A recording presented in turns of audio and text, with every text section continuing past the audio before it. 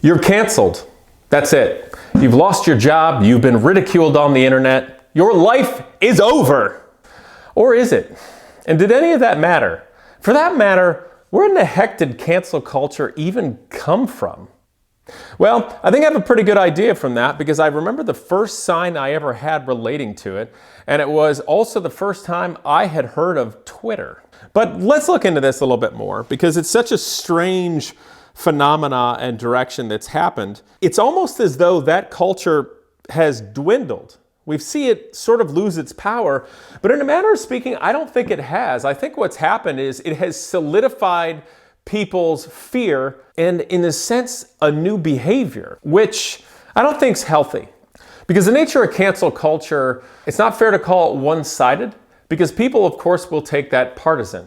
However, there is a certain one-sidedness to it when you consider the mentality of what kind of people drive trying to cancel someone or destroy them and why, which frankly typically fits in more with a political inclination or slant. So let's go back to Twitter. I remember sitting there at Ohio State. I think this was early 2000s, if I got this right, and I hope I am. I was sitting at a Chipotle, I think, with a friend of mine in industrial design, and they were talking about Twitter and how amazing it was because you could use this to speak directly to a company, and it was almost at the time like a backdoor way into a high-up or someone with marketing. Someone that would be potentially closer to high-ups or even C-suite.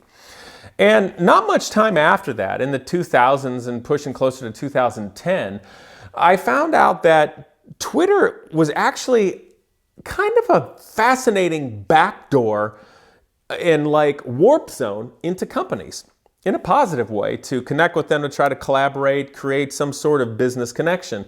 However, it also was a backdoor for the freaks to get at companies, corporations, or higher level people. And I think that's where cancel culture came from. And in a sense, I'm going to come out and say, I blame the nature of corporate culture for cancel culture coming into existence. Now, I'm going to be honest.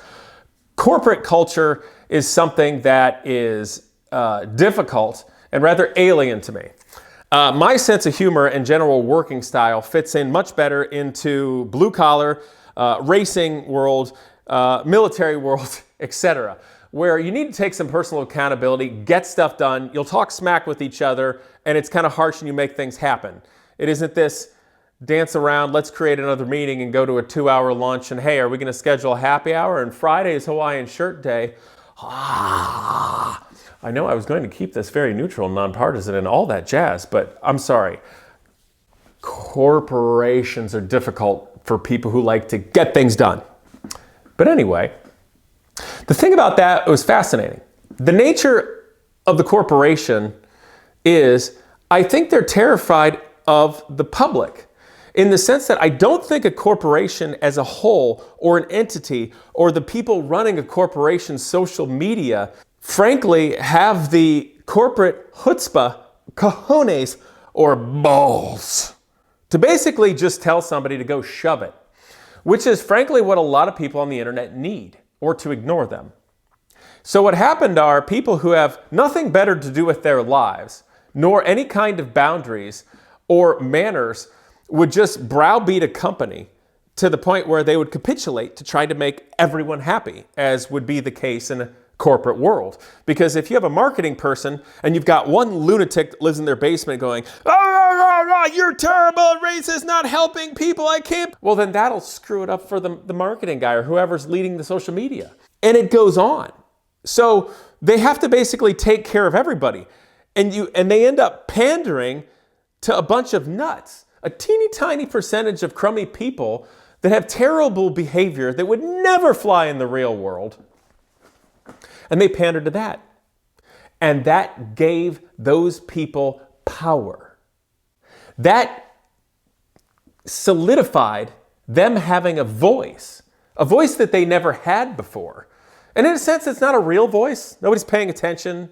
They don't have any sway. They don't do anything in the real world or create anything. But it was like the weakness for a corporation. that just didn't know how to tell people to go take a hike. Which is funny because if you go by the numbers, it works out really well. And I think that's frankly where all this stemmed from. That's where the voice came from. And it just shouldn't be. So let's fast forward another 10 years from the late 2000s to effectively now the last 5 years, where I've seen a proliferation of another kind of psychology, which is especially the troll, the toxicity of that, the power people get from just creating shit and throwing shit and messing with people. I can think of one troll that I know, a young man, brilliant. I don't know what happened to him to go this direction. Obviously, he found more validation and self-worth in life by becoming a brilliant, terrible little troll than moving on with his life and doing anything constructive.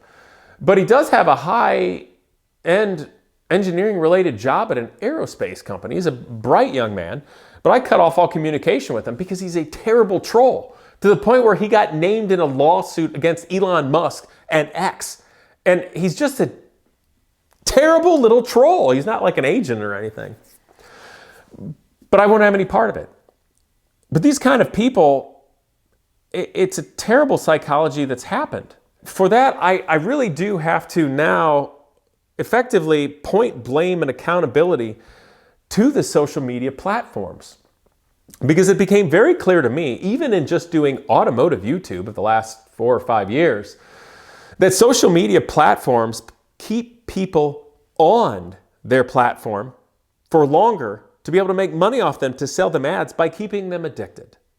And the easiest way to keep them addicted is by stoking the flame of the lowest common denominator traits of mankind, which usually are the bad ones. You know, the ones where people are jealous and they want to fight and compare, and they're nervous and edgy and sad and depressed. All of those things are frankly what social media stokes.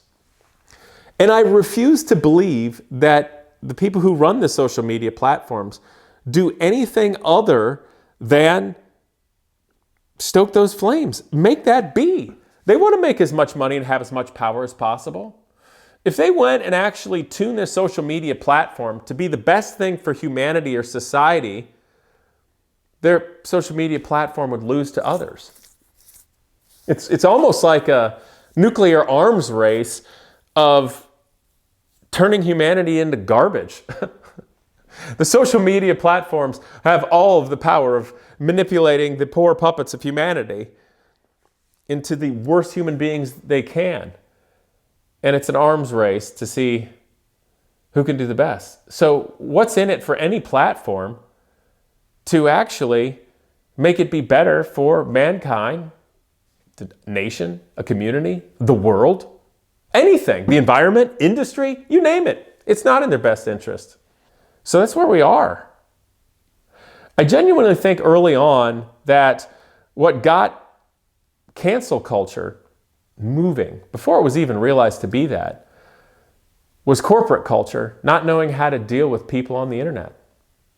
Not knowing how to deal with people on Twitter. Not knowing how to deal with that interaction and pandering to everybody, when everybody should not be pandered to at all. I think that opened up the runway.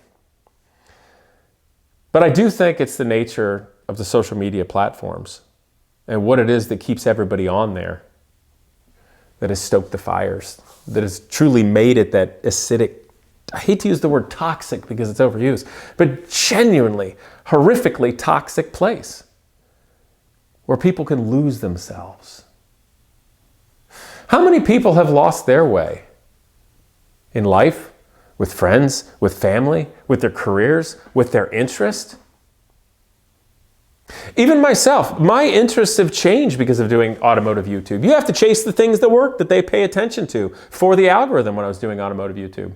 I still am, but I backed way off because frankly, I want to tell the truth. I want to be an individual. Let's do something that's better for everybody. At the end of the day, maybe I won't be as successful financially, but I can darn well sleep at night.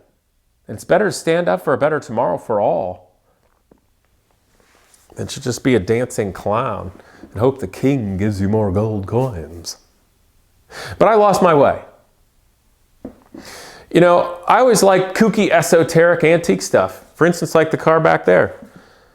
You know what doesn't do well on automotive YouTube? Kooky, esoteric, antique stuff, like that car back there. I don't care.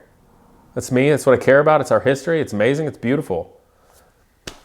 But it's not a thing. You know, something like this fast Italian exotic car could do well on YouTube.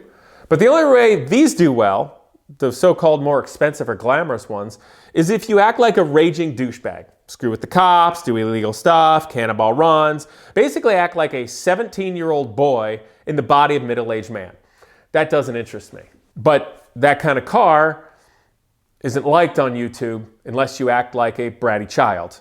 Because that's the only way it sort of diffuses the public's hatred toward a car like that, which is seen as a status symbol in modern times. Dead honest with you. So that's not going to be popular on YouTube. And there's lots of things like that. The things that I did that were the most popular was when I was working on $3,000 or $5,000 sports cars from the 1980s. They did well. People can relate to it. It was fun. I enjoyed it because I enjoyed showing people how to fix something up with their own two hands and their tools and make their own way in life. But I only want to do that for so long. Then I've told the story, I've got the merit badge and moved on. Hopefully I helped everybody and the videos exist to help you. I don't want to just be stuck in that perpetual loop. So if you really want to go somewhere in the real world, that's not going to work in social media so well. Hence, it's easy to lose your way, lose your individuality and your sense of worth, your values. The internet, sure, but social media platforms, most assuredly, and they're just ramping up. I hate to say this, but it's the most powerful psyop that's ever existed in all of human history. It's literally programming society, period. Making everybody lose their way and fight and be addicted. You know, I don't know exactly why I see this and fight up against it, because none of my peers are or will, and frankly it's the reason why I've backed off from being around basically any automotive YouTubers, and I just can't stand being around them. They're all lost, especially the ones that find any modicum of success. They're lost to that. The things that do well on YouTube in general are the easy things. They are, it's true, easy. Shorts, short videos, quick sound bites, things that make people go, ah, I can't believe that. All of the easy things. Same thing with cars. Messing with the cops, burning something to the ground, building something ridiculous that people are interested in for 5 seconds, but not in the long haul. But the things that don't do well on YouTube are the things that do well in real life. It's the things that are hard. Having good values, making good decisions, working hard for your community, helping others, building projects that go along with a smart sense of money and time and input and product at the end to move the ball forward to do something difficult. That's what does well in real life, but it doesn't do well on the internet. How are you supposed to balance that? And even if you do balance that in general with social media, you're not balancing it. You're compromising real life and everybody in the world and your community and your nation and other nations and our interactions with others. You're compromising all of those things to be on the internet. A bizarre pseudo-reality that's made up of the basilar human traits and psychology that are mostly bad, to be honest. The toxicity of now is what fuels the cancel culture. But I believe that cancel culture started from the nature of corporate culture now having to deal with the public online. I think cancel culture still exists, and I think its power has solidified or strengthened. Let's imagine those two things I mentioned, the social media platforms and the toxicity, mixed with corporate culture meeting the real world. They're kind of like two catalysts. To say you got an epoxy resin and you got a catalyst. You stick them together, you mix them up, and they harden. They don't smell anymore, they're not producing heat, but they're hard and they're stuck. I think that's where we're at now. You know, I'd said in my first video that Generally speaking, I think everybody realizes that currently if you stand up and speak out for anything that's logical, reasonable, or anything remotely relating to traditional values, you risk being attacked. So people are afraid to stand and speak out because they're afraid of losing everything. But to me, I realized that if we stay seated and silent, we don't risk losing everything, we ensure it. So they might try to cancel you. And the thing I learned from politics, especially high-level politics, and obviously the media, they, meaning anybody, can just fabricate whatever they want. And by nature of media and social media, you don't have to, somebody doesn't actually have to do anything wrong at all. They could be a model human being. But if you just set a couple of things in motion, they can be slandered. Public opinion, terrible, destruction. Come up with something, some law that has no statute of limitations and pay some people to be actors just to discredit people well enough. And they're done. They're done. They're trashed with no real recourse at anybody. That's crap, isn't it? Would cancel culture have any power if everyone was canceled? Nope. So why don't we all just get canceled? Why don't we all just stand for something that's genuinely neutral and just say, you're being a freak. You are an out-of-control zealot about whatever it is. Let them all go nuts, set you up, destroy your life, and cancel you. Why don't we all do that? Why don't we all say, hey, that's wrong. Hey, that's evil. Hey, this government body's crooked as all get out, is doing this wrong. That person's a pile of garbage. Why don't we do that? We used to do that. If we all do it together, what are they going to do? Not a damn thing. They're probably going to sit down and shut up and lose. So if they cancel everybody, no one's canceled. Yes! It's food for thought. I just don't want to sit down and take it anymore. I don't like this. I don't like where society's going. And by going, I mean being drugged, pushed, leveraged, coerced. It's not natural, and it's not in the best interest of anybody. So go out there and cancel yourself. It's the best thing for the future.